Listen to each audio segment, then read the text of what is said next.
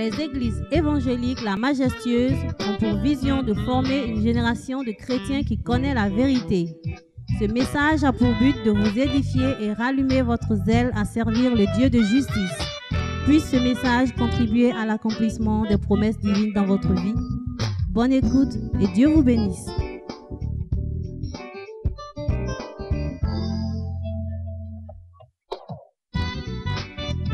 Les églises évangéliques. Dans ma vie, tu le feras pour mon frère. Tu es sans pareil. Je veux le dire encore. Tu es sans pareil. Oh mon roi, tu es sans pareil. Oh mon roi Jésus. Oh mon Jésus. Oh tu es.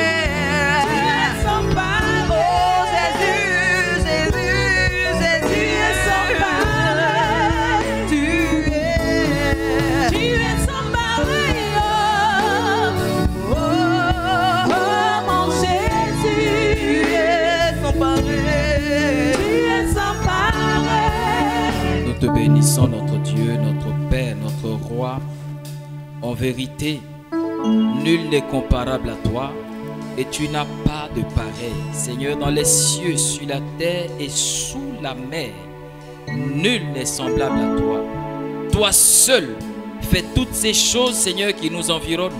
Toi seul guide nos pas, toi seul guide nos vies, toi seul nous conduis, Père. Tu dis une chose et elle s'accomplit. En cela, tu n'as pas ton égal et tu n'as pas ton comparable. Seigneur, ce matin, il t'a plu et tu nous as fait la grâce de nous rassembler en ces lieux. Nous voulons nous disposer à recevoir cette pluie de bénédiction que tu as réservée pour ton peuple. Nous voulons nous disposer à recevoir ta parole comme une bonne graine qui tombe dans cette terre de nos vies et qui porte, Seigneur, d'abondants fruits, des fruits qui te glorifient. Fais de nos vies, Seigneur, ta vigne. Une vigne, Seigneur, qui à chaque saison donne le bon vin. Car tu as dit que nous sommes celle de la terre et lumière du monde. Nous voulons, éternel Dieu, marquer notre génération. Mais nous ne pouvons le faire sans toi. C'est avec toi que nous pouvons le réussir. C'est pourquoi nous t'appelons ce matin à venir régner dans nos vies. Seigneur, je veux me recommander en tes mains. Fais de moi ce simple canal qu'il t'a plu de choisir, mais un canal sanctifié, un canal choisi, purifié, et un canal par lequel tu bénis ton peuple ce matin. En toutes choses, Père, nous te prions au nom de Jésus. Reçois toute la gloire. Et le peuple dit Amen. Gloire à Dieu. Gloire à Dieu. Assieds-toi tout doucement. Et tu regardes ton voisin à côté de toi, que tu le connaisses ou pas, dis-lui que Dieu te bénisse. Dis-lui que Dieu fasse de toi un signe de sa bénédiction. Qu'à partir de ce culte, des témoignages commencent à se faire entendre dans ta vie. Et je suis convaincu que c'est une journée de bénédiction pour toi. Maintenant, tourne-toi vers l'autre voisin que tu n'as pas salué. Et dis-lui, pour toi aussi, c'est valable. Alléluia. Gloire à Dieu. Que Dieu vous bénisse. Vous aimez tellement la bénédiction. C'est bon, arrêtez de les bénir. Gloire à Dieu. Qui a vu le lundi, le mardi, le mercredi, le jeudi, vendredi et samedi comme des jours de bénédiction?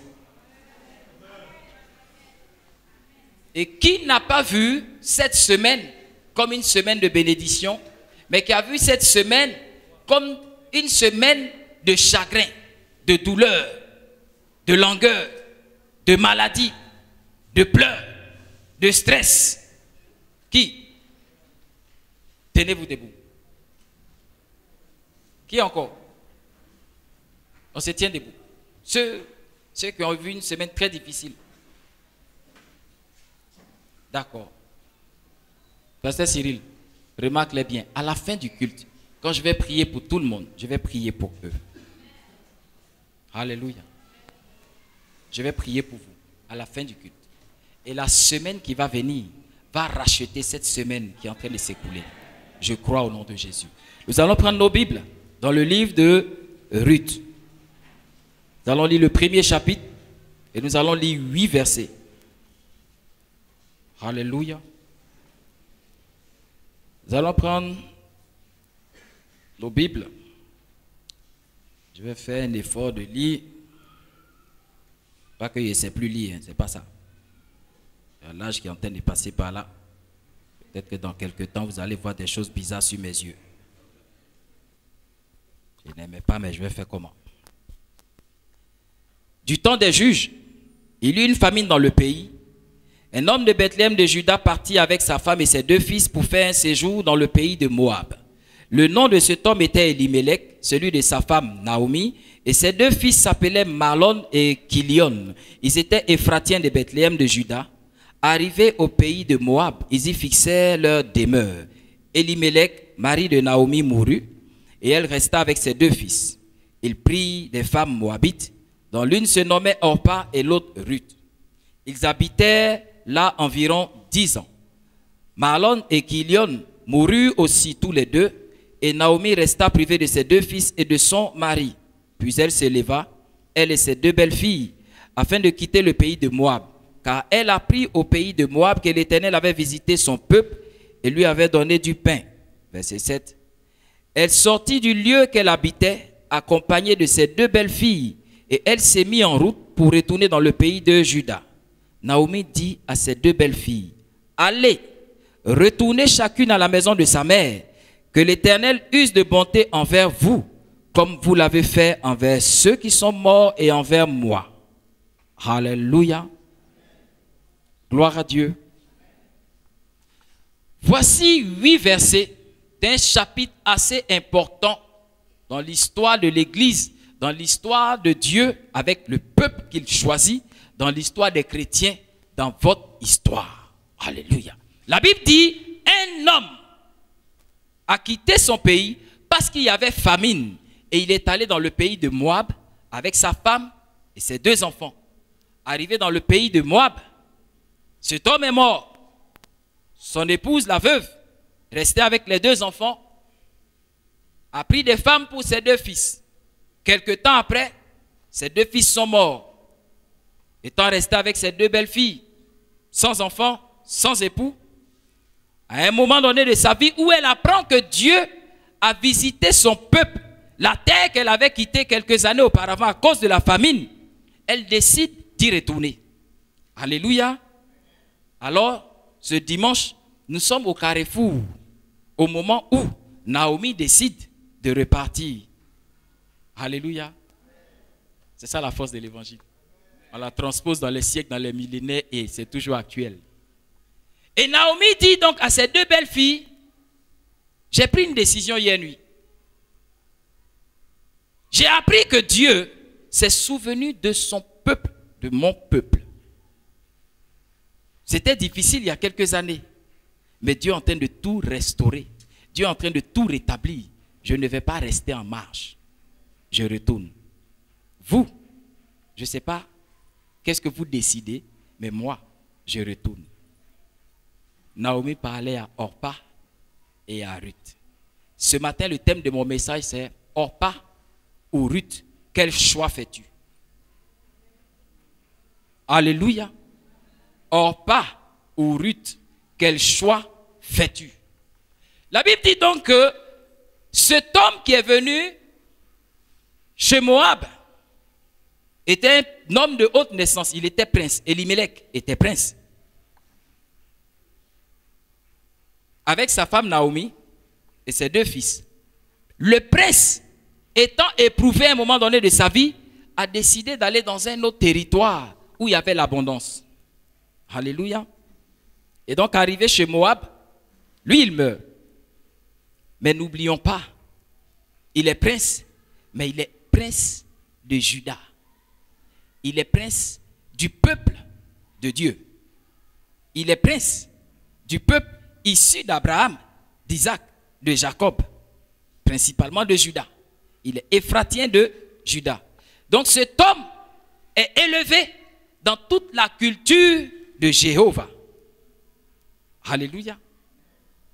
De la même manière que Abraham a élevé Isaac dans le sacrifice à Dieu, dans la crainte de Dieu, dans les voies de Dieu, de la même manière que Isaac a élevé Jacob et Ésaü dans les voies de Dieu, dans la crainte de Dieu, cet homme aussi a grandi dans les voies de Dieu, dans la crainte de Dieu. Et c'est ce qu'il a transmis à ses deux enfants, Mahlon et Kilion. Évidemment à sa femme aussi. Parce que vous ne pouvez pas épouser quelqu'un sans épouser sa culture. Alléluia. En tout cas de leur temps. Je ne sais pas pour aujourd'hui. Et la Bible me dit donc, ces deux enfants, élevés dans toute la culture de Jéhovah, ont épousé deux femmes moabites. Mais qui est Ruth? Qui est Orpa? Alléluia. Ruth et Orpa sont donc moabites. Moabites étant un peuple païen. C'est un peuple de culture idolâtre. Amen. Donc Ruth et Orpa ont été élevés à adorer un autre Dieu que Jéhovah. Ruth et Orpa ont été élevés dans la culture d'adoration d'un Dieu dont le rite et les rituels n'avaient rien à voir avec l'adoration de Jéhovah. On les appelait idolâtres. Amen. Il y a quelques années pour chacun de nous, selon que la Bible dit, alors que nous étions étrangers à la vie de Dieu, chacun menait son chemin.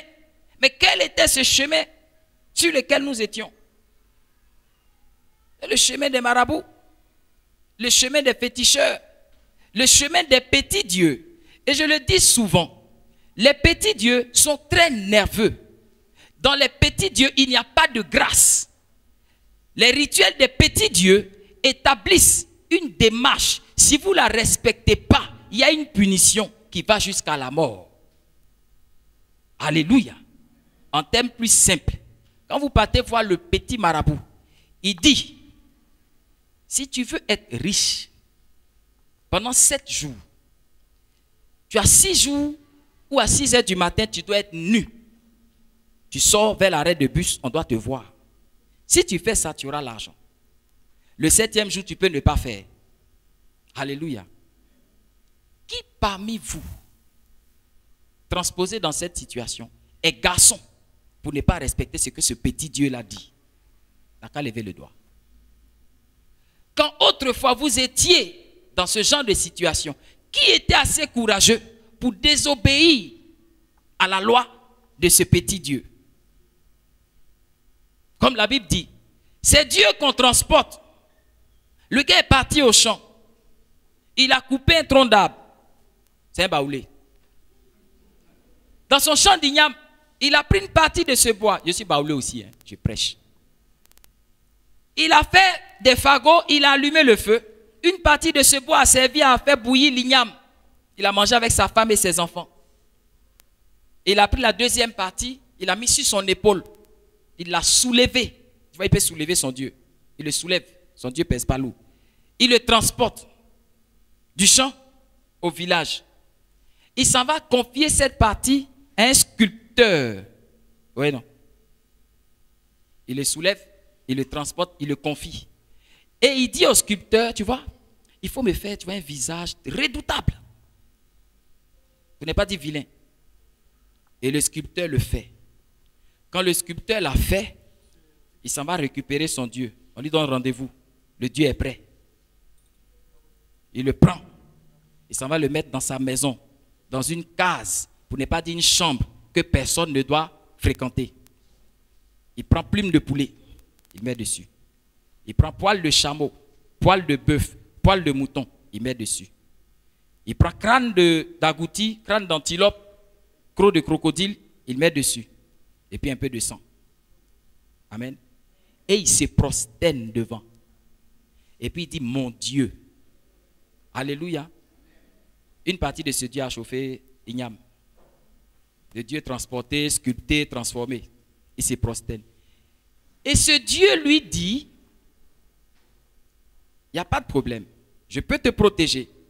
Je peux te bénir, je peux te faire du bien. Je peux même donner des enfants aux femmes de ta famille qui n'accouchent pas. Mais, toutes les fois que tu viendras m'adorer ici, il faut venir nu. Amen. On va raconter l'histoire d'un homme riche. Et cet homme, on lui a dit tous les sacrifices qu'il devait faire. Mais une dernière injonction était trop difficile. On lui a dit, il ne faut pas que ta femme te voie nu. Amen. Maintenant, tu es marié, pourquoi? Comment tu fais ça? Les jours où ta femme est dans la maison, tu t'en vas lever le fusil disjoncteur de CIE, tu fermes toutes les fenêtres, tu mets des films noirs, tu veux faire bisous même à ta femme, tu es dans une chambre noire. Bref. Pour dire que Orpa et Ruth ont été élevés dans une culture de